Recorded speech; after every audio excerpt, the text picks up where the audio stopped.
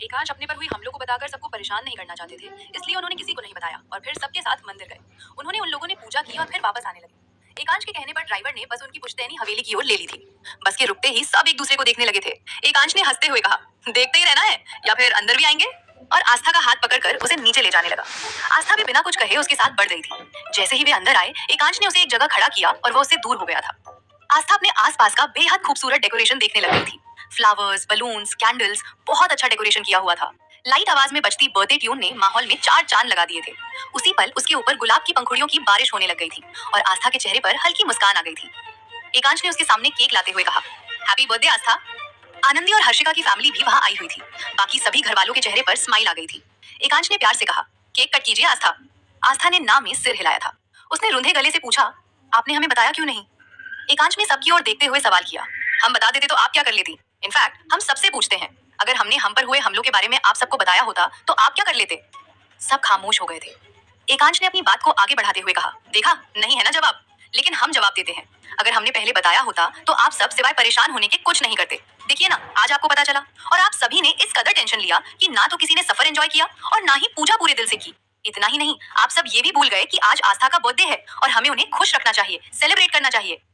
Mrinal emotional हो गई और बोली, कुंवर साहब आप सही हैं, हम सब परेशान हो गए क्योंकि हम सब आपसे बहुत प्यार करते हैं। आपको कुछ हो जाए हम कैसे बर्दाश्त कर सकते हैं? हमारा हक है हमारे बेटे के बारे में सारी बातें जानने का। एकांश ने उनके हाथों को थामते हुए कहा, बड़ी माँ, आप माँ हैं, आपका हक है जानना, लेकिन एक बेटा होने के नाते हमारा भी तो फर्ज है अपने पेरेंट्स को हर दर्द और दुख से दूर रखना। बस हमने वही किया। मृणाल जी ने उसे गले लगा लिया था। सुनीता और अनीता भी उससे आकर लिपट गई थी। एकांश ने अपनी दोनों दादियों को भी गले लगा लिया था। रुद्र ने कहा, भाई साहब हम भी हैं। एकांश ने सभी को अपने पास आने का इशारा किया था। सभी ने मिलकर ग्रुप हग किया था।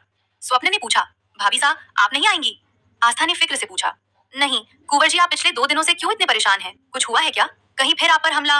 वो कहते कहते चुप हो गई थी। एकांश ने तसल्ली देते हुए कहा, ऐसा कुछ नहीं है आस्था, काम का प्रेशर है, बस यही वजह है कि हम परेशान हैं। और रहा सवाल हमले का, तो अब आकाश और अजय ने हमारी सिक्योरिटी इस कदर बढ़ा दी है कि किसी की हिम्मत ही नहीं होगी हम तक पहुंचने की। आस्था ने तस्दीक करते हुए पूछा, सच में काम की वजह से परेशान है? एकांश ने उसे अपनी ओर आने को कहते हुए कहा, काम की वजह से ही परेशान है। आस्था भी उसकी बाहों में चली गई थी। एकांश ने कहा, अब केक कट करे? आपका पता नहीं, हमें बहुत भूख लग रही है। आस्था ने रोते हुए भी कहा, व्रत हमारा था, आपका नहीं। एकांश ने कहा, हाँ आपका ही था, लेकिन सुबह से सबके सब भूखे हैं, किसी ने भी कुछ नहीं खाया, पूछिए सबसे। आस्था ने हैरानी से पूछा, सच में? एकांश ने हामी भरते हुए कहा, आस्था ने कहा और एकांश का हाथ पकड़कर केक के सामने ले गई। तो फिर चलिए जल्दी, हमें भी बहुत भूख लगी है। आस्था ने कहा, हम साथ में कट करेंगे। दोनों ने मिलकर केक कट किया था। पहले एक दूसरे को खिलाकर बाद में सभी को केक के पीसेस खिलाए थे और सभी डिनर करने बैठ गए थे। रुद्र ने सबका खाना होने के बाद एक्साइटमेंट में पूछा, भाई साहब और क्या प्लान किया है आपने? एकांश ने याद दिलाते हुए कहा, किया है ना, बहुत कुछ प्लान किया है, लेकिन उससे पहले आप पांचों की सजा बाकी है। स्वप्न ने हकलाते हुए पूछा, सजा? कैसी सजा? एकांश ने उन्हें इशारा करते हुए कहा, सुबह जो आप सबके कारनामे बाहर आए थे उसकी सजा तो बाकी है ना, क्यों दादा सा? दादा सा ने कहा, बिल्कुल। अखिलेश, मिथिलेश आप रुद्र और स्वप्न को, और सुनीता, अनीता आप ऐश्वर्या और उत्तरा को सजा दीजिए, और कुंवर सा आप अपनी कूरा नीसा को सजा दीजिए। आस्था ने मुंह लटकाकर कहा, जरूरी है? एकांश ने भी उसी की तरह कहा, बहुत जरूरी है, पहले इनका हो जाने दीजिए, फिर आपको सबसे लास्ट में पनिशमेंट मिलेगी। अखिलेश और मिथिलेश ने कहा, रुद्र आपकी कार की चाबी और स्वप्न आपकी बाइक की चाबी अगले 1 महीने तक हमारे पास रहेगी। अगर बाहर जाना हो तो ड्राइवर आपको पिक एंड ड्रॉप कर लेंगे। इस पर उन दोनों के चेहरे देखने लायक हो गए थे, लेकिन उनकी बिल्कुल भी हिम्मत नहीं हुई थी कुछ कहने की। अनीता ने सख्त लहजे में कहा, उत्तरा शादी तक आपकी लेट नाइट पार्टी बंद, 7 बजे से पहले आप घर में चाहिए। उत्तरा ने बेचारी शक्ल बनाते हुए कहा, माँ प्लीज। सुनीता ने कहा, और आप ऐश्वर्या? ऐश्वर्या ने घबराते हुए कहा, यस मॉम। सुनीता ने अपना फैसला सुनाते हुए कहा, हमने जो लड़का आपके लिए पसंद किया है ना, उनसे मिलने के लिए तैयार हो जाइए। ऐश्वर्या ने मिन्नत करते हुए कहा, मॉम दूसरी कोई भी सजा दे दो, लेकिन प्लीज ये नहीं, हमें शादी नहीं करनी। सुनीता ने कहा, ठीक है, लेकिन ये हमसे नहीं, आपके दादासा से कहिए। ऐश्वर्या ने बड़ी हिम्मत करके दादासा की ओर देखा था और उनके गुस्से वाले एक्सप्रेशंस देखकर झट से अपनी माँ की बात मान ली थी। सभी उसका चेहरा देखकर मुस्कुरा रहे थे। आस्था भी अपनी हंसी नहीं रोक पाई थी।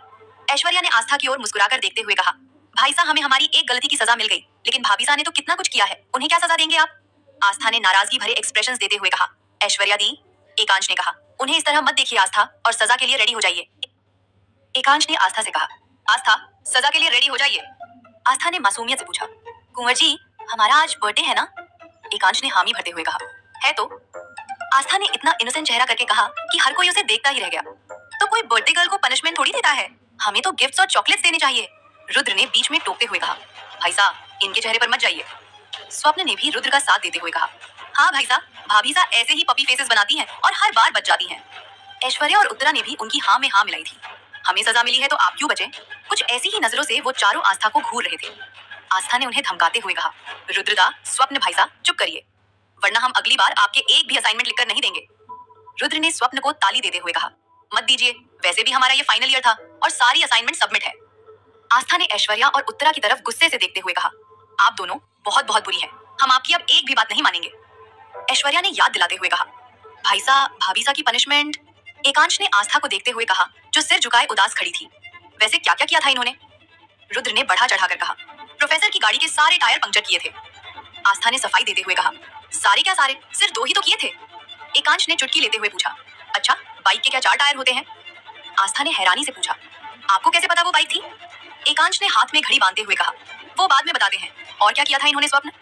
स्वप्न ने बताया, उस रॉकी की गाड़ी का कांच फोड़ दिया था। एकांश ने गुस्से से पूछा, क्यों? आस्था ने आराम से कहा, साक्षी के साथ उसने बदतमीजी की थी, गुस्सा आ गया, फोड़ने तो सिर गए थे लेकिन वो मिला ही नहीं, तो बस गाड़ी का कांच फोड़ दिया। किसी को भरोसा ही नहीं हो रहा था कि आस्था ऐसा कुछ कर सकती थी।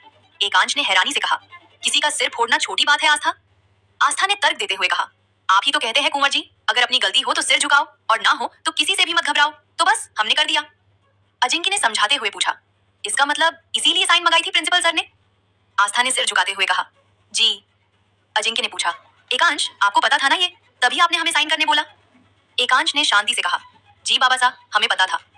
आस्था कंफ्यूज हो गई और उसने पूछा, आपको पता था? मतलब सब पता था? एकांश ने स्पष्ट करते हुए कहा, जी, सब मतलब सब पता था। वो क्या है ना आस्था, ऐसा आपको लगता है कि हमें आपके बारे में कुछ पता नहीं होता, लेकिन ये बिल्कुल गलत है। हमारे पास आपकी हर मिनट की खबर होती है, फिर वो आपकी लाइब्रेरी की शैतानी हो या अलग अलग साइट्स हैक करना हो या फिर कुछ और। आस्था ने रुमासी होते हुए पूछा, आपको सब पता है? एकांश ने बस इतना कहा, आस्था ने डरते हुए पूछा, अब आप सजा देंगे हमें? एकांश ने गंभीरता से कहा, आस्था ने बेहद मासूमियत से कहा, हम फिर रोएंगे कुंवर जी, और आप ही कहते हैं ना, आपको हमारी आंखों में आंसू पसंद नहीं, फिर भी सजा देंगे आप हमें? एकांश ने लाचारी जताते हुए कहा, हमने अब तक कुछ कहा क्या आस्था? आप पहले से ही रोने लग गई, अब कैसे सजा दें हम आपको? आस्था ने अपने होठों का पाउट करते हुए कहा, फिर मत दीजिए ना। एकांश खुद को मुस्कुराने से नहीं रोक पाया था और उसे देखकर सब भी जोर से हंसने लग गए थे। आस्था ने खुश होते हुए कहा, आप हंस रहे हैं, मतलब हमारी पनिशमेंट कैंसिल है ना कुंवर जी? एकांश ने हाँ में सिर हिला दिया था। रुद्र ने भी मौके का फायदा उठाते हुए कहा, भाभी सा की तरह हमारी भी पनिशमेंट कैंसिल कर दीजिए। अखिलेश के कहने पर सब फिर एक बार हंसने लग गए थे। करेंगे ना, लेकिन कैंसिल नहीं, और 1 महीना बढ़ाएंगे। कुछ और देर बाद बातें कर मस्ती कर सब आराम करने चले गए थे। दादासा ने एकांश को रोकते हुए कहा, एकांश, आपसे बात करनी है। अजिंक्य और आप दोनों आइए। एकांश ने बात टालते हुए कहा, दादा साहब प्लीज कल बात करें। दादासा ने सख्ती से कहा, ठीक है, लेकिन कल सिर्फ सच सुनना है हमें। एकांश ने कहा और अपने कमरे की ओर बढ़ गया। Good night. परेशानी उसके चेहरे पर साफ साफ नजर आ रही थी। गैलरी में मौजूद झूले पर बैठकर वो आसमान की तरफ देखने लगा था।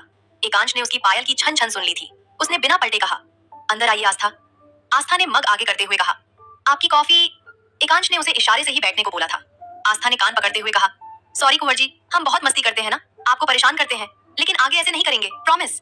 एकांश ने समझाते हुए कहा, लेकिन हम चाहते हैं कि आप हमेशा ऐसे ही रहें। बस इस बात का ख्याल रखिए कि आपकी मस्ती से किसी को या फिर आपको चोट न पहुंचे। आस्था ने धीमी आवाज में कहा। एकांश ने गंभीरता से समझाया, आस्था, गुड कि आप हैकिंग सीख रही हैं, लेकिन बिना वजह अपने कॉलेज या फिर किसी जगह की साइट हैक करना, इट्स इलीगल। आपको सजा भी हो सकती है, सो मेक श्योर कि ऐसी गलती फिर कभी ना हो। आस्था ने अपना सिर झुका लिया और कहा, अगेन सॉरी। एकांश ने उसका चेहरा ऊपर किया। सुबह किया हुआ श्रृंगार उसने अभी तक उतारा नहीं था। उसकी काजल से भरी आंखें और उनके बीच माथे पर चमकती डायमंड की बिंदी, एकांश बस उसमें ही खो गया था। एकांश ने उसकी आंखों में आर पार देखते हुए पूछा, ट्रस्ट करती है हम पर? आस्था इतना ही बोल पाई। एकांश की करीबी उसके अंदर अलग ही बेचैनी पैदा कर रही थी। उसके गालों पर हल्की हल्की शर्म की रंगत छाने लगी थी। दिल जोर जोर से धड़क रहा था। एकांश को भी उसकी बेचैनी और दिल की धड़कनें सुनाई दे रही थी। एकांश ने उसे इशारे से अपने पास बुलाया और अगले ही पल आस्था उसकी बाहों में जा छुपी थी। एक दूसरे की करीबी को महसूस किए दोनों न जाने कितनी देर बातें करते रहे थे। आस्था जाने का बोल रही थी, लेकिन एकांश उसे मना कर रहा था। वैसे ही थक कर वो उसकी बाहों में सो गई थी। एकांश ने उसके माथे को चूम लिया और बोला, सॉरी आस्था, आप थकी हुई थी, फिर भी आपको जगाया, लेकिन ये पल हम आपके साथ जीना चाहते हैं। पता नहीं कल आप हमारे साथ हो ना हो। वो अब आस्था को एक पल भी अपने आप से दूर नहीं करना चाहता था। एकांश आस्था को अपने बाहों में लिए बैठा था। भले ही उसकी आंखें बंद थी, लेकिन दिमाग में तो सिर्फ 2 दिन पहले रेवा की कही बातें गूंज रही थी। एकांश आस्था को अपनी बाहों में लिए बैठा था। भले ही उसकी आंखें बंद थी, लेकिन दिमाग में तो सिर्फ 2 दिन पहले रेवा की कही बातें गूंज रही थी। 2 दिन पहले एकांश अपने ऑफिस में बैठा काम कर रहा था, तभी रेवा वहां उससे मिलने आई। एकांश को अजीब लगा, लेकिन फिर भी उसने उसे कैबिन में बुलाया। एकांश ने पूछा, रेवा आप यहाँ कैसे? रेवा ने व्यंग करते हुए कहा, क्यों नहीं आ सकती? एकांश को उसका बात करने का तरीका बिल्कुल पसंद नहीं आया था। उत्तरा और करण के एंगेजमेंट के बाद वे मुश्किल से 1 या 2 बार मिले होंगे। एकांश ने भी उसी तरह जवाब दिया, जरूर आ सकती हैं, अगर कुछ काम हो तो। रेवा कहते हुए रुक गई। कुंवर साहब, हमें आपसे बात करनी है। हमें लगा इस बारे में आप पहले कहेंगे, लेकिन आप हैं कि खैर छोड़िए। एकांश ने पूछा, कौन सी बात रेवा, और क्या कहना है हमें? रेवा ने कहा, हमारे रिश्ते की बात। हम आपसे प्यार करते हैं कुंवर साहब, और हमें पता है कि आप भी हमसे प्यार करते हैं, लेकिन आप हैं कि इजहार ही नहीं कर रहे, तो हमने सोचा अब हम ही कह देते हैं। एकांश ने स्पष्ट किया, आई एम सॉरी रेवा, अगर आपको हमारे बिहेवियर से कभी ऐसा लगा हो तो, लेकिन हम आपसे प्यार नहीं करते, आपको गलतफहमी हुई है। रेवा ने घमंड से कहा, कोई गलतफहमी नहीं है, हम हैं ही इतने खूबसूरत कि हर कोई हमें पाना चाहता है, और उसमें आप भी शामिल हैं। हमें पता है कि आप हमसे प्यार करते हैं और हम भी आपसे प्यार करते हैं, तो फिर गलतफहमी कैसी?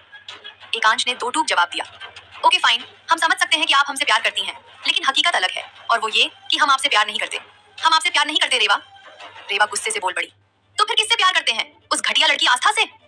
एकांश पहले ही उसकी बातों से गुस्सा हो चुका था, और आस्था के खिलाफ बोलकर रेवा ने उसका गुस्सा और बढ़ा दिया था। फिर भी उसने अपना गुस्सा काबू करते हुए कहा, बिहेव रेवा, हम आस्था के खिलाफ एक अल्फाज नहीं सुन सकते। रेवा ने चिढ़कर पूछा, क्यों क्यों नहीं सुन सकते? ऐसा करती क्या है वो, जो आपके साथ साथ आपके दोनों छोटे भाई भी उसके आगे पीछे लगे रहते हैं? एकांश गुस्से से लाल हो चुका था। उसने चेतावनी दी, रेवा आप अपनी लिमिट्स क्रॉस कर रही हैं। रेवा ने बेशर्मी से एकांश के करीब आकर उसे रिझाते हुए कहा, हमने तो हमारी लिमिट्स क्रॉस नहीं की है कुंवर साहब, लेकिन शायद उस लड़की ने आप तीनों के साथ लिमिट्स क्रॉस की हैं, तभी तो आप उसके खिलाफ कुछ सुन नहीं पा रहे हैं। बताइए ना एकांश, ऐसा क्या करती है वो जो आप उसके इतने दीवाने हैं? यकीन कीजिए, हम भी वैसा ऑफ ही करेंगे, या फिर उससे भी ज्यादा। एकांश ने उस पर उठाया हाथ हवा में ही रोक लिया। किसी लड़की पर हाथ उठाना उसके एथिक्स के खिलाफ था। उसने गरजते हुए पुकारा, रेवा। रेवा गुस्से से भर उठी और बोली, उस 2 टके की लड़की के लिए आप हम पर हाथ उठा रहे हैं, रेवा राजपूत पर? एकांश ने उसे उंगली दिखाते हुए कहा, आगे आस्था के खिलाफ एक लफ्ज नहीं। रेवा ने बदतमीजी की हदें पार करते हुए कहा, एक नहीं 1000 लफ्ज बोलेंगे हम उस कैरेक्टरलेस लड़की के बारे में। सिर्फ शक्ल से ही नहीं, बल्कि हर तरह से गंदी है वो, ब्लडी टाउन मार्केट। लगता है काफी रातें रंगीन की हैं उसने आपकी, तभी तो उसके खिलाफ कुछ सुनना नहीं चाहते। ये सुनते ही एकांश ने गुस्से में वहां मौजूद टेबल का सामान नीचे फेंक दिया। एकांश उसे वार्न कर रहा था, लेकिन वो चुप होने का नाम ही नहीं ले रही थी। उसने कहा, अपना मुंह बंद रखिए रेवा, हमारी आस्था के खिलाफ एक लफ्ज नहीं सुनेंगे हम। रेवा ने कहा, हमारी आस्था, उसमें ऐसा क्या है कुंवर साहब जो आपने उसे अपना कहा? पहचान क्या है उसकी? न बाप का पता है, न माँ का। वो कुछ भी नहीं है, कुछ भी नहीं है। वो सिर्फ पढ़ाई में टॉपर होने से कुछ नहीं होता, लाइफ में कुछ होना भी जरूरी है।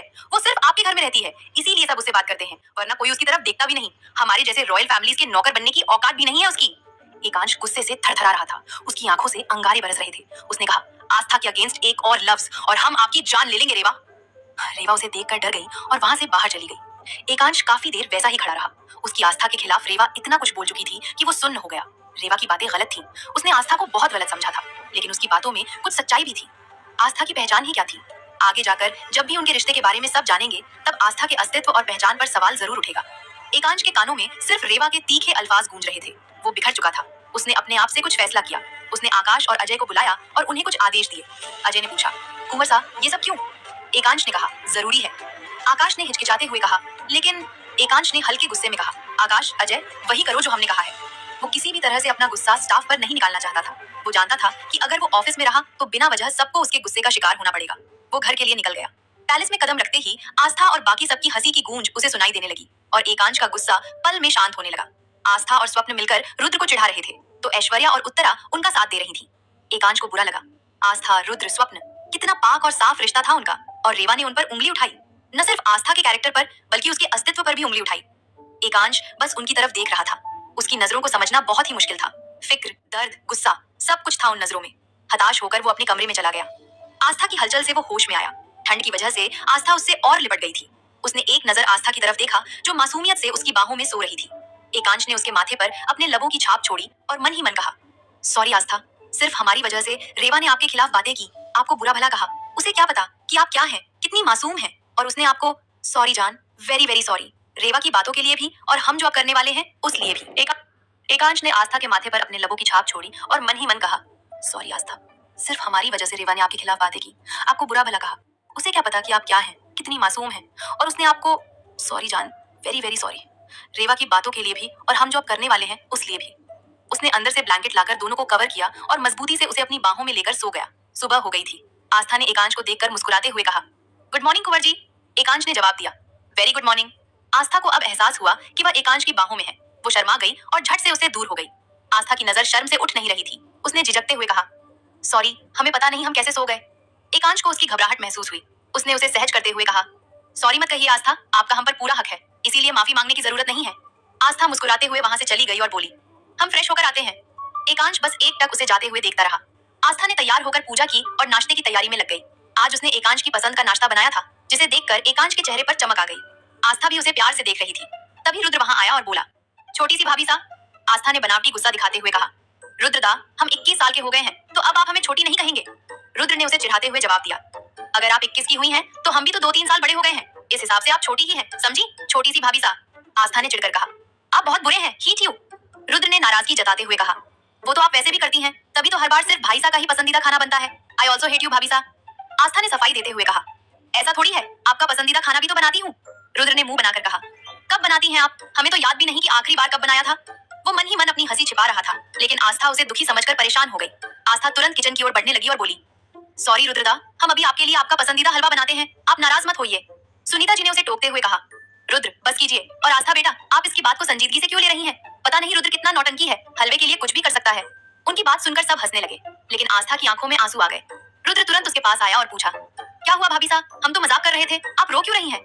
आस्था ने सुबकते हुए कहा, आपने हमें हीट यू बोला। रुद्र ने बात संभालते हुए कहा, इसीलिए इसीलिए भाभी सा। आस्था ने पूछा, इसीलिए क्या? रुद्र ने तेजी से पीछे हटते हुए कहा, इसीलिए हम आपको छोटी सी भाभी सा बुलाते हैं, जो मजाक भी नहीं समझती और बात बात पर रोने लगती हैं। आस्था उसे गुस्से से घूरने लगी और बोली, रुद्रदा, आई हेट यू टू, आज से आप हमारे दान नहीं है। रुद्र ने पूछा, अच्छा, हमें दान नहीं बुलाएंगी तो किसे बुलाएंगी? आस्था ने जवाब दिया, स्वप्न भाई सा को, वो हमें आपकी तरह परेशान नहीं करते। आस्था की बात सुनकर रुद्र का चेहरा उतर गया, जबकि स्वप्न उसे चिढ़ा रहा था। रुद्र ने विनती करते हुए कहा, भाभी सा, आप ऐसा नहीं कर सकती। आस्था ने सख्त लहजे में कहा, सिर्फ भाभी सा? नहीं नहीं, आप तो हमें छोटी सी भाभी सा कहते हैं ना, वही कहिए, रुद्र भाई सा। रुद्र ने बेचारगी से कहा, यार भाभी सा, ये गलत है। आस्था ने सबकी ओर देखते हुए पूछा, नहीं यही सही है ना? सबने समर्थन में सिर हिला दिया। आस्था ने मुस्कुराते हुए कहा, हमें तो बहुत भूख लग रही है, आप भी नाश्ता करने बैठिए रुद्र भाई सा। आस्था के कहने पर रुद्र छोटा सा मुंह बनाकर बैठ गया। आस्था जानबूझकर रुद्र को भाई सा कहकर चिढ़ा रही थी और स्वप्न उसका साथ दे रहा था। बाकी सब इस मस्ती का आनंद ले रहे थे, लेकिन एकांश के दिमाग में रेवा की बातें गूंज रही थीं। उसने जैसे तैसे खाना खाया और अपने कमरे की ओर बढ़ गया। दादा सा और बाबा सा भी उसके पीछे चल दिए। अजिंक्य ने पास आकर पूछा, एकांश क्या हुआ है? एकांश उनके गले लग गया और धीमी आवाज में बोला, बाबा सा। अजिंक्य जी ने परेशान होकर फिर पूछा, बताइए एकांश, क्या बात है? एकांश ने उन्हें रेवा की सारी बातें बता दी, जिन्हें सुनकर दादा सा और अजिंक्य जी को बहुत गुस्सा आया। दादा सा ने गुस्से में कहा, उनकी इतनी हिम्मत, आस्था के बारे में वो ऐसा बोल ही कैसे सकती हैं? हम अभी उनके माता पिता से बात करते हैं। एकांश ने हताश होकर पूछा, आप उनसे क्या कहेंगे और किस हक से कहेंगे, क्योंकि दुनिया की नजरों में हमारा आस्था से कोई रिश्ता नहीं है। अजिंक्य ने दृढ़ता से कहा, रिश्ता नहीं है तो अब हो जाएगा। आस्था अब रिश्तों को समझने और संभालने लायक हो चुकी है, अब कोई समस्या नहीं है। हम उन्हें अपनी बहू और कुंवरानी सा के रूप में सबसे मिलवा देंगे। एकांश ने सवाल किया, उसके बाद आस्था और उसके परिवार पर जो सवाल उठेंगे उनका क्या बाबा साहब? समाज उनकी हैसियत और खानदान पर उंगली उठाएगा, तब आप क्या करेंगे? अजिंक्य खामोश हो गए। एकांश ने आगे कहा, आपके पास जवाब नहीं है ना? रेवा की बातों में कुछ कड़वी सच्चाई थी। हमारा समाज आस्था की मासूमियत नहीं, बल्कि उसका रंग और खानदान देखेगा। दादा सा ने चिंतित होकर पूछा, तो फिर क्या करे कुंवर सा? एकांश ने फैसला सुनाते हुए कहा, जब तक आस्था खुद को साबित नहीं कर लेती, तब तक हमारा रिश्ता राज ही रहेगा। अजिंक्य ने तर्क दिया, इससे क्या होगा? रेवा खामोश नहीं बैठेगी। आज उसने आपके सामने बुराई की है, कल वो बाहर भी समाज में जहर घोल सकती है। एकांश ने शांत स्वर में कहा, वो कुछ नहीं बोल पाएगी, क्योंकि आस्था यहाँ होगी ही नहीं। दादा सा ने हैरान होकर पूछा, क्या मतलब है एकांश? कहाँ जाएंगी आस्था? एकांश ने अपने दादा सा और अजिंक्य जी को बताया, हम आस्था को लंदन भेज रहे हैं, वो अपनी आगे की पढ़ाई वहीं पूरी करेगी। दादा सा ने विरोध करते हुए कहा, ये कैसी बेवकूफी है? आस्था यही रहेगी, हम उसे कहीं जाने नहीं देंगे। अजिंक्य जी ने वृंदा जी की आखिरी बात याद करते हुए कहा, जाने दीजिए उन्हें। वृंदा जी ने सच कहा था कि इस शादी से हमारा बेटा तो सुरक्षित हो जाएगा, लेकिन उनकी बेटी को न जाने कितने दुखों से गुजरना होगा। दादा सा कहते कहते रुक गए और फिर बोले, ठीक है, जैसा आपको ठीक लगे वैसा ही कीजिए। अजिंक्य ने पूछा, उसे कब भेज रहे हैं? एकांश ने भारी गले से कहा, उसके कॉलेज के फाइनल एग्जाम के बाद। आस्था से दूर होने के विचार मात्र से वो भीतर तक टूट चुका था। दादा सा ने अपने कमरे की ओर जाते हुए कहा, सारी तैयारी कीजिए, उसे वहां कोई तकलीफ नहीं होनी चाहिए। अजिंक्य जी ने भी एकांश का कंधा थपथपाया और बाहर निकल गए। तभी आस्था कमरे में बैठे एकांश को आवाज देते हुए आई, कुंवर जी। एकांश ने खुद को सामान्य करने की कोशिश करते हुए कहा, जी। आस्था की नजरों ने एकांश की लाल हो चुकी आंखें देख ली थी। उसने फौरन पूछा, आप रो रहे थे?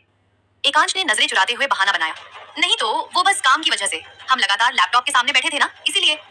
आस्था ने उसे डांटते हुए कहा, क्यों इतना काम करते हैं आप? आपको अपनी सेहत की बिल्कुल भी फिक्र नहीं है। एकांश ने उसकी ओर देखा और धीरे से बोला, आपको पता है आस्था? आस्था ने उत्सुकता से पूछा। क्या? एकांश ने मुस्कुराते हुए कहा। आज तक किसी ने हमसे ऊंची आवाज में बात नहीं की और आप हमें हर छोटी छोटी बात पर डांट देती हैं। आस्था ने हक जताते हुए जवाब दिया। और आपको पता है कुंवर जी, ये जो हम आपको हर बात पर डांटते हैं ना, उसकी वजह आप ही हैं। आप खुद का ख्याल क्यों नहीं रखते? आपने वादा किया था कि आप कभी बीमार नहीं होंगे और अपना ध्यान रखेंगे, लेकिन आप एक भी वादा नहीं निभाते। एकांश ने उसे गहराई से घूर कर देखा, जिससे आस्था थोड़ी हड़बड़ा गई। फिर भी उसने हिम्मत जुटाकर कहा, हमने कौन सा वादा नहीं निभाया? आस्था जाने के लिए मुड़ी और बोली, हैं बहुत सारे, लेकिन अभी हमारे पास बताने का वक्त नहीं है। चलिए, अब घर भी तो जाना है। एकांश ने तुरंत उसका हाथ थाम लिया और उसे अपनी ओर खींचते हुए कहा, ऐसे कैसे? बताइए तो सही, हम भी तो जाने कि हमने कौन सा वादा तोड़ा है। आस्था ने अपना हाथ छुड़ाने की कोशिश की और वहां से भागने लगी। हम बाद में बताते हैं ना। लेकिन एकांश की पकड़ मजबूत थी। खींचातानी में वे दोनों संतुलन खो बैठे और एक साथ बिस्तर पर गिर पड़े। आस्था एकांश के ऊपर आ गिरी थी। उसके हाथ एकांश के सीने पर टिके थे, वहीं एकांश के हाथों ने आस्था की कमर को थाम रखा था। दोनों एक दूसरे के बेहद करीब थे। आस्था ने उठने की कोशिश की। एकांश ने अपनी पकड़ और मजबूत कर ली और धीमी आवाज में कहा, लेटे रहिए आस्था, बस कुछ और पल। आस्था ने भी बिना कुछ कहे अपना सिर उसके सीने पर रख दिया। आस्था की करीबी एकांश को सुकून दे रही थी और उसके भीतर उठ रहे तूफान को शांत कर रही थी। रेवा की कड़वी बातों से मिले जख्मों पर जैसे मरहम लग रहा था, लेकिन आस्था किसी और ही ख्याल में गुम थी। उसे अपने साथ हुआ पिछला हादसा याद आ गया और उसकी आंखों से आंसू छलक पड़े। एकांश को अपने कुर्ते पर आस्था के आंसू महसूस हुए। वो हड़बड़ाकर उठा और आस्था को ठीक से बिठा दिया। एकांश की आंखों में पछतावा साफ दिख रहा था। उसने झिझकते हुए कहा, I am sorry Aastha, please माफ कर दीजिए, हमें आपको इस तरह से गले। वो कहते कहते चुप हो गया। आस्था ने बिना कुछ कहे उसे गले लगा लिया और उसकी पीठ पर अपनी पकड़ मजबूत कर ली। एकांश ने अपना मन हल्का करते हुए कहा, बस अपने आप को शांत करना चाहते थे आस्था, इन ख्यालों से अब हम तंग आ चुके हैं। बहुत बेचैनी महसूस हो रही थी। आपकी करीबी ने वो बेचैनी खत्म कर दी, हमें सुकून मिला, इसीलिए आपको इस तरह गले लगा लिया। आस्था ने उसे और कसकर थाम लिया और कहा, आपको सफाई देने की जरूरत नहीं है कुंवर जी, हमें आप पर पूरा भरोसा है, आप हमारे साथ कभी गलत नहीं कर सकते। एकांश ने भावुक होकर पूछा, इतना भरोसा करती हैं हम पर? आस्था ने हामी भरी और फिर एक सवाल किया, एक बात पूछे कुंवर जी? एकांश ने कहा, पूछिए। आस्था ने उसकी आंखों में देखते हुए पूछा, आपके साथ और आपके करीब हमें इतना सुरक्षित क्यों महसूस होता है? इतनी महफूज तो हमें सबके बीच रहकर भी नहीं लगता, जितना आपके पास आकर लगता है, ऐसा क्यों? एकांश ने समझाया, विश्वास आस्था, सिर्फ विश्वास। आपको हम पर पूरा यकीन है कि हम आपको कुछ नहीं होने देंगे, बस इसीलिए। आस्था ने मासूमियत से पूछा, सच में कुछ होने नहीं देंगे ना? एकांश ने उसे फिर से सीने से लगा लिया और यकीन दिलाते हुए कहा, कुछ नहीं होने देंगे, कुछ भी नहीं। कुछ पलों की खामोशी के बाद आस्था ने उसे पुकारा, कुंवर जी। एकांश उस वक्त बस उसके एहसास को खुद में समेटने में मग्न था। एकांश ने धीरे से कहा, आस्था ने बड़े प्यारे हाव भाव बनाते हुए कहा, रुद्रदा कह रहे थे कि यहाँ पास में ही एक बहुत खूबसूरत झरना है, हमें वो देखना है। एकांश न चाहते हुए भी उससे थोड़ा दूर हुआ और बोला, ठीक है, हम जाएंगे। आस्था खुशी से चहक उठी, सच्ची? थैंक यू कुंवर जी, आप बहुत बहुत अच्छे हैं, इसीलिए आप हमें बहुत पसंद है। एकांश ने मुस्कुराते हुए आस्था के गाल पर हाथ रखा और धीरे से उसकी नाक खींच दी। उसने कहा, सबको तैयार होने के लिए बोलिए। आस्था ने बनावटी नाराजगी के साथ मुंह बनाया, जिसे देखकर एकांश अपनी हंसी नहीं रोक पाया। आस्था ने उसे हंसते देख कहा, आपकी इस हंसी के लिए हम हर रोज अपनी नाक खिंचवाने के लिए तैयार हैं कुंवर जी। आस्था की बात सुनकर एकांश खामोश हो गया। उसके होठों पर मुस्कुराहट तो थी, पर आंखों में नमी छाने लगी। एकांश ने किसी तरह खुद को संभालते हुए कहा, जाइए, सबको बता दीजिए। आस्था ने सिर हिलाया और बाहर चली गई। उसके जाते ही एकांश की आंखों में आंसुओं का सैलाब उमड़ पड़ा। एकांश ने खुद से ही कहा, किस तरह दूर करें आपको आस्था? आपकी मासूमियत, आपकी मुस्कान और आपका होना हमारी जिंदगी बन चुका है। सिर्फ आपके जाने के ख्याल से ही इतना दर्द हो रहा है कि हम खुद को संभाल नहीं पा रहे। जब आप चली जाएंगी तब हम क्या करेंगे? कहीं आपके साथ हमारी जान ही ना चली जाए। उसने अपना सिर पकड़ लिया और बिस्तर पर बैठ गया। वो खुद को सामान्य करने की कोशिश करने लगा, जो उसके लिए अब नामुमकिन सा होता जा रहा था। आस्था सबको बस में बैठने के लिए कहते हुए शोर मचा रही थी। क्या कर रहे हैं आप सब? जल्दी चलिए ना। उसने सामान रख रहे रुद्र को टोकते हुए कहा, रुद्र भाई साहब, थोड़ा जल्दी जल्दी बैग और सामान अंदर रखिए। रुद्र ने छोटा सा मुंह बनाकर शिकायत की, भाभी साहब, यार फिर से भाई साहब, हमने सॉरी बोला ना, अब तो आप दा कहिए। आस्था ने थोड़ा रुककर शरारत से कहा, ओहो रुद्र भाई साहब, काम पर ध्यान दीजिए और जल्दी जल्दी करिए। रुद्र ने एकांश से फरियाद की, एकांश भाई साहब बोलिए ना इन्हें। आस्था ने जानबूझकर थोड़ा जोर से आवाज दी, स्वप्नदा। उसकी आवाज सुनकर रुद्र की शक्ल रोने जैसी हो गई। स्वप्न भी उसे चिढ़ाने का कोई मौका नहीं छोड़ रहा था। उसने फौरन जवाब दिया, जी भाभी साहब। आस्था ने रुद्र की तरफ इशारा किया और हंसते हुए बोली, देखिए ना, कोई तो परी से भी छोटा हो गया है और छोटे बच्चे के जैसे हमारी शिकायत कर रहा है। क्यों परी? सब ठहाका मारकर हंस पड़े। रुद्र उसे घूरने लगा तो आस्था जल्दी से आनंदी की बेटी परी को लेकर बस के अंदर भाग गई। बस के सफर में भी हर कोई रुद्र को चिढ़ा रहा था। आस्था जानबूझकर स्वप्न को दा और रुद्र को भाई सा कह रही थी। हर कोई इस सफर का आनंद ले रहा था, जबकि एकांश बस अपनी आस्था को अपनी नजरों में समाने की कोशिश कर रहा था। खिड़की से झरने को देखकर आस्था चहक उठी, वोहो, ये बहुत खूबसूरत है। स्वप्न ने भी बाहर देखते हुए सहमति दी, वाकई भाभी साहब बहुत सुंदर है। आस्था बहुत उत्साहित हो गई। उसने एकांश से कहा, कुंवर जी देखिए ना कितना अच्छा है। जैसे ही बस रुकी वो झट से दरवाजे की ओर भागी। एकांश ने उसे गिरने से पहले ही थाम लिया और चिंता से कहा, संभाल के आस्था, चोट लग जाएगी आपको। आस्था खुशी से उछलते हुए बोली, सॉरी, और चलिए ना, हमें देखना है। गांव में भी हमें नदी बहुत पसंद थी, लेकिन माँ जाने ही नहीं देती थी। एकांश ने उसका हाथ कसकर थाम लिया और आगे बढ़ते हुए कहा, चलिए। आस्था के साथ साथ घर के बड़े भी आज बच्चे बन गए थे। वहाँ का नजारा वाकई जादुई था। कल बहता पानी, रंग बिरंगे फूलों से लदी हरियाली, खुशनुमा मौसम और ठंडी हवाएं, प्रकृति के इस रूप ने सबको तरोताजा कर दिया। हर कोई इस खूबसूरती को अपनी आंखों में भर लेना चाहता था। आस्था परी के साथ इधर उधर भागने लगी, जबकि उत्तरा और ऐश्वर्या फोटो खिंचवाने में व्यस्त हो गईं। बाकी लड़के भी अलग अलग पोज में तस्वीरें ले रहे थे और घर के बड़े एक तरफ बैठकर बच्चों की खुशी देख रहे थे। एकांश सबसे दूर खड़ा आस्था को निहार रहा था। उसकी हंसी उसे सुकून दे रही थी। आस्था के बंधे हुए बालों को देखकर एकांश का मन हुआ कि पास जाकर उन्हें खोल दे, पर उसने अपनी इस इच्छा को रोक लिया। हालांकि किस्मत को कुछ और ही मंजूर था। परी ने खेलते हुए आस्था को नीचे खींचा, जिससे उसकी जुल्फें खुल गईं और हवा के साथ उसके चेहरे पर बिखरने लगी। ये देखकर एकांश की मुस्कुराहट और गहरी हो गई। वो पेड़ से टिककर हाथ बांधे उसे देखता रहा। अजय ने पास आकर धीरे से कहा, अगर इतनी मोहब्बत है तो क्यों दूर कर रहे हैं उन्हें? एकांश ने गंभीर स्वर में जवाब दिया, मोहब्बत ही उन्हें दूर करने की वजह है। अजय ने समझाते हुए कहा, कुंवर साहब, मोहब्बत करीब लाती है, दूर नहीं। एकांश ने हताश होकर कहा, माना कि मोहब्बत में साथ रहना चाहिए, पर अगर यही करीबी उस पर उठने वाली उंगलियों और उसकी बेइज्जती की वजह बन जाए, तब क्या करना चाहिए? अजय ने धीमी आवाज में कहा, पता नहीं, पर दूरी से भी तो दर्द के अलावा कुछ नहीं मिलेगा। एकांश ने खुद को दिलासा देते हुए कहा, उस दर्द में भी ये संतोष होगा कि उसे अपना आत्मसम्मान नहीं खोना पड़ा। आस्था वहां दौड़ती हुई आई और आवाज दी, कुंवर जी, कुंवर जी। उसे आता देख अजय खामोश होकर वहां से चला गया। आस्था उसे गुस्से से घूर रही थी। एकांश ने पूछा, क्या हुआ आस्था? आस्था ने अपनी कलाई की घड़ी दिखाते हुए सवाल किया, हम यहाँ मजा करने आए हैं या काम करने? एकांश उसे देखता ही रह गया। पीले रंग की ड्रेस, खुले बाल और उसकी चमकती हरी आंखों में वो बेहद खूबसूरत लग रही थी। एकांश ने उसके बालों की एक लट को पीछे किया और उसका हाथ थामते हुए कहा, मजा करने आए हैं और अब हम वही करेंगे, चले? आस्था एकांश के स्पर्श से सिहर उठी और मंत्रमुग्ध होकर उसके पीछे चल दी। वे दोनों बाकी सबसे जाकर मिले। रुद्र ने उत्साह में पूछा, भाभी सा, सिर्फ भाभी सा, क्या खेलना है, क्रिकेट या कुछ और? आस्था ने कहा, क्रिकेट ही खेलते हैं रुद्र भाई सा। रुद्र फिर परेशान हो गया, यार हमने कहा ना आपको छोटी सी भाभी सा, अब आप क्यों भाई सा बोल रही हैं?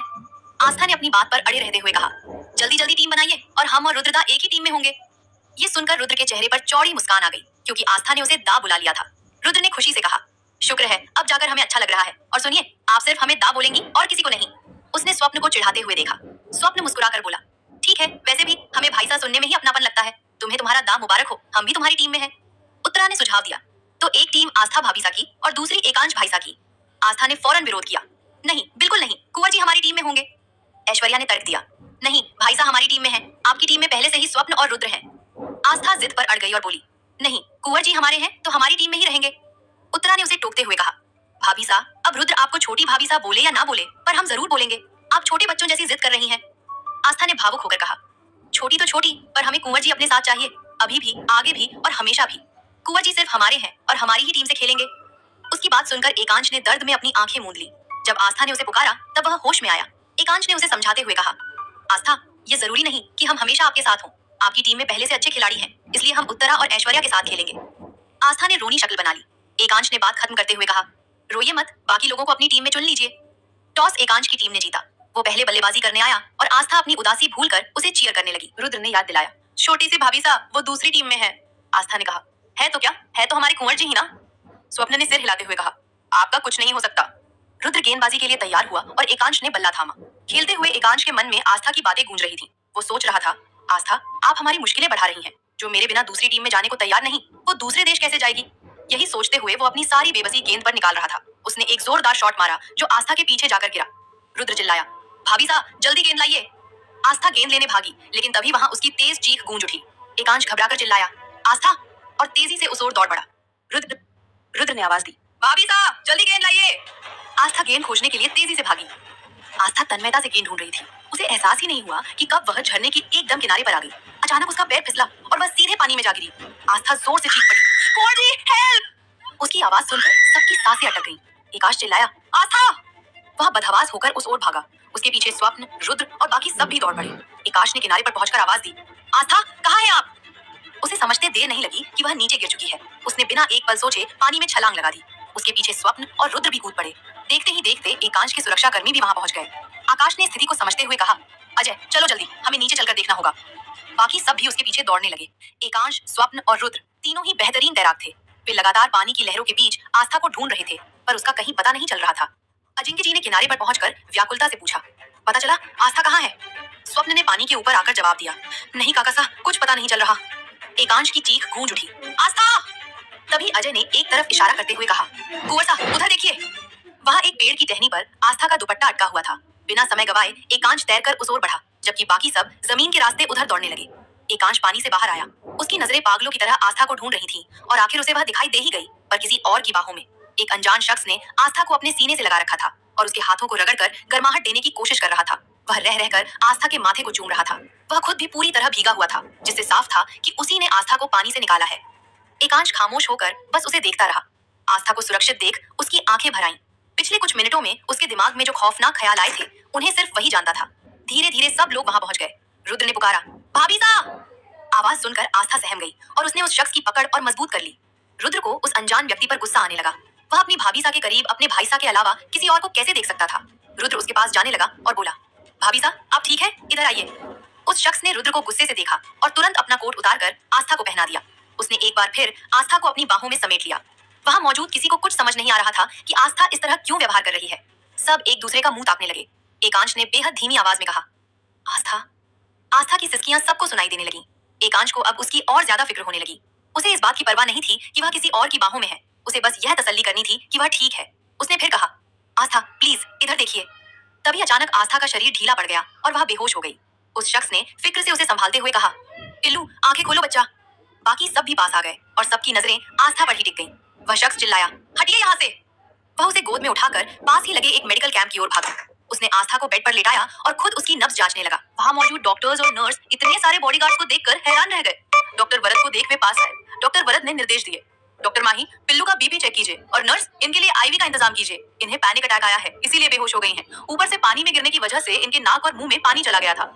डॉक्टर वरद जिस तरह से सब बता रहा था, डॉक्टर्स ने तुरंत इलाज शुरू कर दिया। उस अनजान शख्स को आस्था को पिल्लू कहते और उसके बारे में इतना कुछ जानते देख सब हैरान थे, लेकिन सबसे ज्यादा हैरानी उन्हें आस्था को देखकर हो रही थी।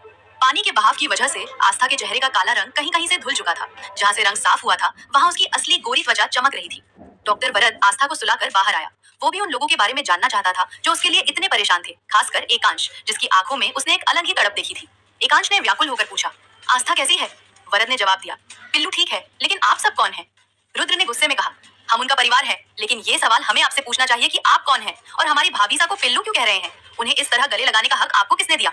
वरद भी उसी तेजी से बोला, मैं उसे हमेशा से पिल्लू ही बुलाता हूँ, और जहाँ तक गले लगाने की बात है तो मैं अपनी बहन के साथ कैसा भी व्यवहार करूँ, ये आपसे मतलब नहीं है। रुद्र ने चौंक कर पूछा, बहन? आपका मतलब है कि आप भाभी सा के वही दादा हैं जो पढ़ाई के लिए बाहर गए थे? वरद ने हाँ में सिर हिलाया। आस्था ने रुद्र को अपना पूरा अतीत तो नहीं बताया था, पर बातों बातों में कभी कभी अपने भाई का जिक्र किया था। वरद ने फिर सवाल किया, अब मुझे पता चलेगा कि आप सब कौन हैं और मेरे पिल्लू से आपका क्या रिश्ता है। रुद्र ने एकांश की ओर इशारा करते हुए कहा, वो हमारे भाई सा की पत्नी है। एकांश की नजरें अब भी उस टेंट पर जमी थीं जहां आस्था सो रही थी। वरद को गुस्सा आ गया, क्या बकवास है, ये कैसे हो सकता है? वरद कुछ महीनों पहले जब गांव आया था, तब उसे वृंदा जी की मृत्यु का पता चला था। गांव वालों ने बताया था कि कोई रिश्तेदार आस्था को ले गए हैं। उसने बहुत ढूंढा पर कुछ पता नहीं चला। आज वो इत्तेफाक से झरने के पास बैठा था जब उसने किसी को गिरते देखा और पानी में छलांग लगा दी। ऊपर से गिरने के कारण आस्था को सांस लेने में दिक्कत हो रही थी और वो डूबने लगी थी, पर वरद उसे किनारे ले आया। इतने सालों बाद अपने भाई को सामने देख आस्था उसके गले लग गई थी। वरद उसे सहला ही रहा था कि तभी रुद्र की आवाज सुनकर आस्था डर गई। उसने अपनी धुल चुकी स्किन देख ली थी। सबकी नजरों से बचने के लिए वो वरद के पीछे छुपने लगी, जिस पर वरद ने उसे अपना कोट पहना दिया। पर अंत में एकांश की आवाज सुनकर वो खुद को संभाल नहीं पाई और बेहोश हो गई। वरद के आस्था का भाई बताने पर अजिंक्य ने हैरानी से पूछा, आप उनके भाई हैं? जहाँ तक हमें पता है वृंदा जी की वो अकेली संतान थी, फिर ये रिश्ता कैसे? वरद ने समझाते हुए कहा, मैं उनका सगा भाई नहीं हूँ। मेरी माँ गांव के स्कूल में शिक्षिका थी, वहीं हमारी मुलाकात आस्था और वृंदा काकी से हुई थी। आस्था पूरा दिन हमारे साथ ही रहती थी, इसीलिए मेरा और माँ का उससे बहुत गहरा रिश्ता बन गया। लेकिन आस्था की शादी, जहाँ तक मुझे पता है, उसे तो उसके कुछ रिश्तेदार अपने साथ ले गए थे। फिर ये सब कैसे हुआ? अजिंक्य जी अभी कुछ कहने ही वाले थे कि डॉक्टर सुहाना वहां आ गई। उन्होंने वरद से कहा, वरद, राहुल सर तुमसे बात करना चाहते हैं, कुछ जरूरी काम है। वरद ने एकांश और बाकी सब की ओर देखते हुए कहा, अगर आप चाहें तो उससे मिल सकते हैं, मैं बस कुछ ही देर में आता हूँ। वरद के जाते ही एकांश तेजी से आस्था की ओर बढ़ा। उसे जाता देख बाकी सब वहीं रुक गए, पर सबकी नजरें बार बार आस्था पर ही टिक रही थी। एकांश उसके पास बैठ गया। वरद के कहने पर नर्स ने आस्था के गीले कपड़े बदलवा दिए थे। एकांश ने आस्था के सिर पर हाथ रखा और प्यार से उसके बालों को सहलाने लगा। उसने भावुक होकर कहा, जान निकाल ली थी आपने आस्था। हमें अपना ख्याल रखने को कहती हैं, पर खुद का ध्यान क्यों नहीं रखती? अगर आपको कुछ हो जाता तो हम क्या करते, कैसे जीते? आप हमारी जिंदगी हैं आस्था, हमारी जान है। आपके बिना जीना हमारे लिए मौत से भी ज्यादा खौफनाक है। एकांश अपनी सुध बुध खोकर उससे बातें किए जा रहा था, पर आस्था तो बेहोश थी। उसने आस्था के माथे को चूमा और उसका हाथ थामकर एकटक उसे देखता आस्था को होश नहीं आया। सब लोग वहां बैठे बैठे थक गए थे, लेकिन उसे इस हाल में छोड़कर कोई घर नहीं जाना चाहता था। कुछ देर बाद वरद लौटा और आस्था की जांच करने लगा। एकांश ने फिक्र से पूछा, इन्हें होश क्यों नहीं आ रहा है? वरद ने बताया, पिल्लू को नींद का इंजेक्शन दिया गया है मिस्टर। वो नाम लेते लेते रुक गया। एकांश ने अपना परिचय दिया, एकांश रघुवंशी। तभी रुद्र भी अंदर आ गया और उसने पूछा, भाई साहब भाभी साहब को होश आया या नहीं? एकांश ने हताश होकर नाम में सिर हिला दिया। एकांश ने निर्देश दिया, रुद्र सबको हवेली लेकर जाओ, हम आस्था के साथ यहीं रुकते हैं। रुद्र ने सुझाव दिया, भाई साहब कोई घर जाने को तैयार नहीं होगा, इससे बेहतर है कि हम भाभी साहब को यहीं से घर ले चलें, बाकी का इलाज हवेली पर ही पूरा करेंगे। वरद ने एकांश की ओर देखा और कहा, ठीक है, वैसे भी मैं और मेरी टीम यहाँ से निकलने ही वाले थे, मैं उन्हें सूचित कर जरूरी सामान ले लेता हूँ, फिर चलते हैं। रुद्र ने सबको समझाकर बस में बैठाया और हवेली के लिए रवाना कर दिया। एकांश और आस्था के लिए उसने अलग गाड़ी मंगवाई थी। वो खुद गाड़ी चला रहा था और वरद उसके साथ वाली सीट पर बैठा था। पीछे की सीट पर आस्था एकांश की गोद में सिर रखकर सो रही थी। हवेली पहुंचकर एकांश ने आस्था को कमरे में लिटाया। वरद ने एक बार फिर सब चेक किया और बाहर आ गया, जहां सब उसका इंतजार कर रहे थे।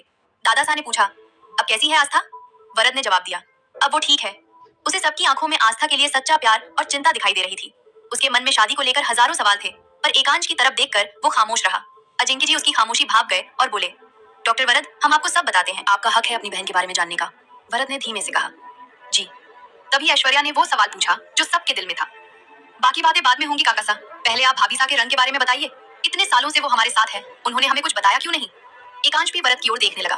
अब तक उसने इस बात पर गौर नहीं किया था, पर ऐश्वर्या के टोकते ही उसे भी ये बात खलने लगी। वरद ने ठंडी आह भरते हुए कहा, हालात और मजबूरी, जहां तक इस काले रंग और आस्था के रिश्ते का सवाल है तो ये 7 साल पुराना है। एकांश ने पूछा, क्या मतलब है आपका? हमें आस्था का अतीत जानना है, उसका आग से डरना, लोगों से कम बात करना, और ये रंग क्यों, क्या मजबूरी थी? लेकिन उससे पहले बाबा साहब आज सबको सच बता दीजिए कि आपने इतनी जल्दी हमारी शादी क्यों करवाई? अजिंक्य जी ने नजरें चुराते हुए कहा, वजह आपको पता है कुंवर साहब। एकांश ने जोर देते हुए कहा, जो वजह आपने बताई वो आधा सच है। हम जानते हैं कि कुंडली एक कारण थी, पर हमारे बाबा साहब इतना बड़ा फैसला सिर्फ कुंडली देखकर नहीं लेते। अजिंक्य जी ने आखिरकार सच कह दिया, आपकी हिफाजत के साथ साथ हमें आस्था की सुरक्षा के लिए ये कदम उठाना पड़ा। हमें उसके रंग के बारे में पहले से पता था, वृंदा जी ने हमें सब बताया था। जिस तरह आपको सुरक्षित रखने के लिए आस्था एक जरिया थी, वैसे ही आपसे शादी उसे महफूज रखने का रास्ता था। अजिंक्य जी ने उस रात के हादसे की सारी सच्चाई बता दी। सुनकर सबकी आंखें नम हो गईं। एकांश ने हताश होकर कहा, आपने पहले क्यों नहीं बताया बाबा साहब? मेरी आस्था के साथ इतना बड़ा हादसा हुआ और मुझे अंदाजा तक नहीं था। रुद्र गुस्से में भर उठा, जी काका साहब आपको बताना चाहिए था, हम उस शख्स को जान से मार देंगे। अजिंक्य ने उसके कंधे पर हाथ रखकर कहा, उसे उसकी सजा मिल चुकी है रुद्र। एकांश आपने आस्था को बहुत अच्छे से संभाला है और हमें आप पर गर्व है, इस बार भी उसे संभालिए, ऐसे हताश मत होइए। वरद ने गंभीर होकर कहा, वो सच कह रहे हैं कुंवर साहब, अगर आप आस्था का अतीत जानना चाहते हैं तो मैं बताता हूँ कि उसे ये रंग अपनाने पर क्यों मजबूर होना पड़ा। ऐश्वर्या ने वरद से वो सवाल पूछा जो सबके दिल में था, आप भाभी सा के रंग के बारे में बताइए, इतने सालों से वो हमारे साथ है, उन्होंने हमें कुछ बताया क्यों नहीं? एकांश भी वरद की ओर देखने लगा। अब तक उसने इस बात पर गौर नहीं किया था, पर ऐश्वर्या के टोकते ही उसे भी ये बात खलने लगी थी। वरद ने ठंडी आह भरते हुए कहा, हालात और मजबूरी, जहां तक इस काले रंग और आस्था के रिश्ते का सवाल है तो ये 7 साल पुराना है। उसके बाद उसने सभी लोगों की तरफ देखकर गंभीर आवाज में बोला, अगर आप आस्था का अतीत जानना चाहते हैं तो मैं बताता हूँ कि उसे ये रंग अपनाने पर क्यों मजबूर होना पड़ा। एकांश ने खुद को संभाल लिया। हर मामले में वो बहुत मजबूत था, लेकिन जब भी बात आस्था की होती उसका दिमाग हार जाता और दिल फैसले लेने लगता। आस्था उसकी ताकत होने के साथ साथ अब उसकी सबसे बड़ी कमजोरी भी बन चुकी थी। वरद ने गहरी सांस ली और बताना शुरू किया, संजय काका, वृंदा काकी और मेरी छोटी बिल्लू, बस इतना ही परिवार था आस्था का। 5 साल की उम्र में ही संजय काका की मौत हो गई। उनके जाने के बाद सब कुछ बदल गया। एक अकेली विधवा औरत पर लोगों की गंदी नजरें पड़ते देर नहीं लगती। काकी किसी तरह आस्था को संभाल रही थी, लेकिन कुछ ही महीनों में उन्हें महसूस हुआ कि जो गंदी नजरें उन पर हैं, वही आस्था पर भी टिकने लगी हैं। वरद की आवाज में कड़वाहट थी। वो आगे बोला, वो ज्यादातर आस्था को घर में ही रखने लगी या अपने साथ खेत पर ले जाती। रिश्तेदार पहले ही कम थे और काका के बाद बचे कुचे लोगों ने भी मुंह फेर लिया। अपनी 7 साल की बच्ची को सबसे कैसे बचाएं, उन्हें समझ ही नहीं आ रहा था। उसी समय संपत्ति का कोई विवाद हुआ था। काका के बड़े भाई जमीन पर हक चाहते थे, लेकिन गांव के पंचों ने वो सब आस्था के नाम कर दिया। गुस्से में उन्होंने आस्था के घर को आग लगा दी। आस्था अंदर सो रही थी। काकी ने किसी तरह उसे बाहर निकाला। शायद उन्हें उस वक्त वही सही लगा।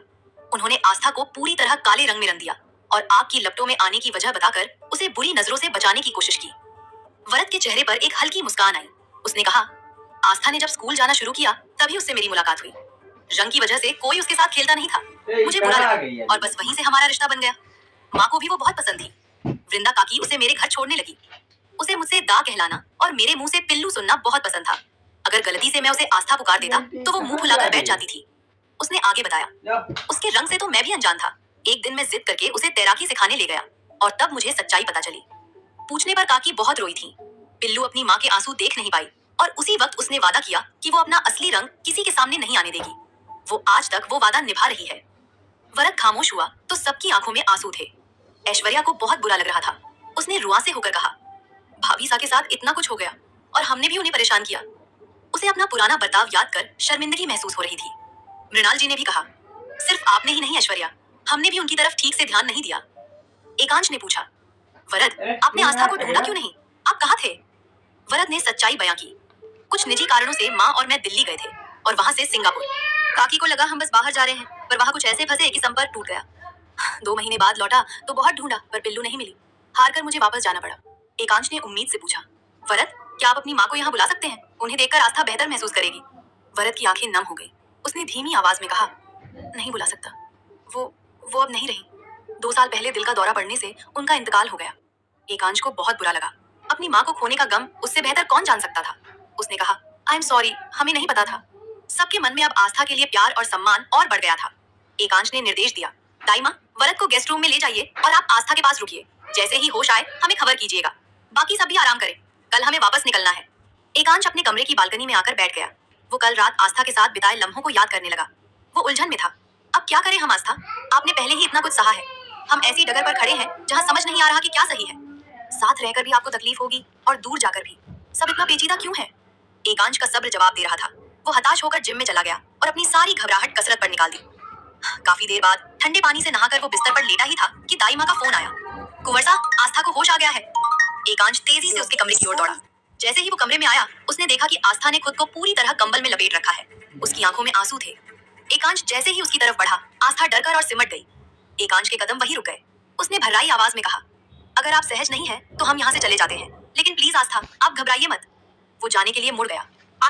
आस्था को देख लेने के बाद एकांश जाने के लिए मुड़ा। तभी आस्था ने उसे पुकारा, कुंवर जी। आस्था ने रोते हुए किसी तरह पूछा, आप नाराज हैं? हमसे गुस्सा हैं? एकांश ने वहीं खड़े खड़े शांत स्वर में कहा, नहीं आस्था, बिल्कुल नहीं। हम आपसे भला क्यों गुस्सा होंगे? आस्था ने सुबकते हुए अपनी बात रखनी चाहिए। हम बताना चाहते थे, नहीं बता पाए, हम में हिम्मत ही नहीं हुई। एकांश ने उसे समझाते हुए कहा, कोई बात नहीं आस्था, लेकिन कृपया रोना बंद करें। आपको पता है ना, हमें आपकी आंखों में आंसू पसंद नहीं। एकांश की बात सुनकर आस्था ने अपनी बाहें फैला दी। वह तुरंत उसके पास गया और आस्था उससे लिपट गई। एकांश ने भी उसे अपनी बाहों में भर लिया। आस्था सिसकते हुए कह रही थी, हमने माँ को वादा किया था, उन्होंने मना किया था, अपना रंग छुपाने के लिए कहा था। उसकी आंखों से लगातार आंसू बह रहे थे। आस्था की हर एक सिसकी एकांश को भीतर तक तड़पा रही थी। एकांश उसे संभालते हुए बोला, बस कीजिए आस्था, अब मत रोइए। कुछ देर बाद आस्था शांत हो गई। वे दोनों अब भी एक दूसरे की बाहों में सुकून तलाश रहे थे। तभी आस्था को अपने भाई की याद आई और उसने पूछा, दादा वरदा कहाँ है? एकांश को उसे सामान्य होते देख अच्छा लगा। उसने कहा, यही है, हम उन्हें बुलाते हैं। उसने वरद को फोन किया। वरद, जो काफी देर से बाहर खड़ा उनकी बातें सुन रहा था, तुरंत अंदर आ गया। आस्था उसकी ओर बढ़ी और उसे गले लगाकर फूट फूट कर रोने लगी।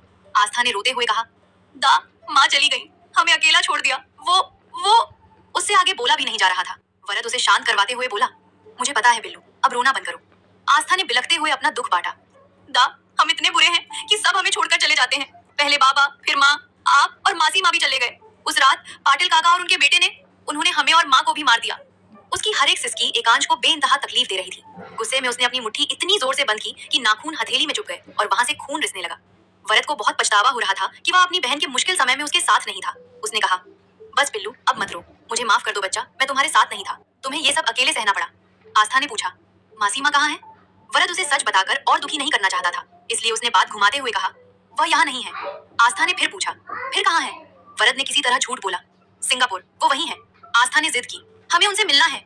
वरद को समझ नहीं आ रहा था कि वह अब क्या कहे। बिल्लू, वह। तभी एकांश ने बात संभाली और उसे समझाया, आस्था, क्या आप उनसे इस हाल में मिलेंगी? देखिए, रो रो कर आपकी क्या हालत हो गई है, उन्हें आपको ऐसा देखकर कितना बुरा लगेगा।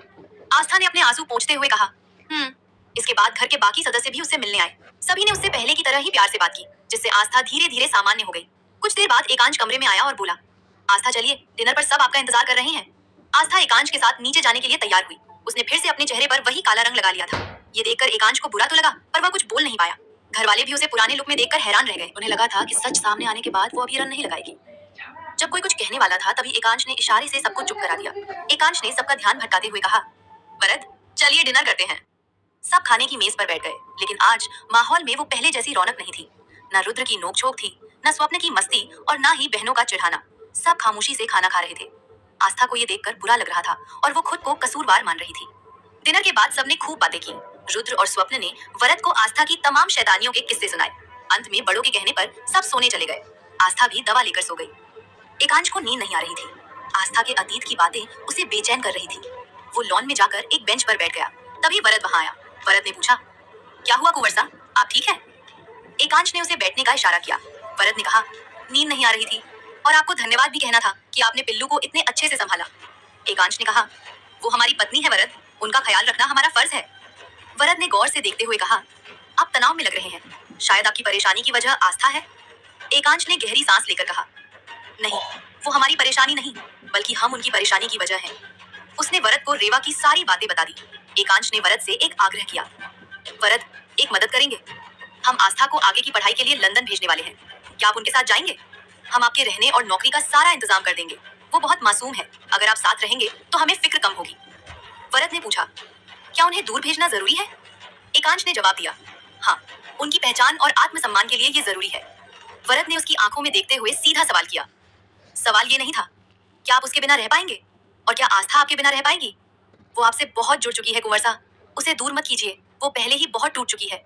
आपसे दूरी उसके बर्दाश्त के बाहर होगी। स्टोरी अच्छी लगी तो चैनल को सब्सक्राइब करें एंड कमेंट करना ना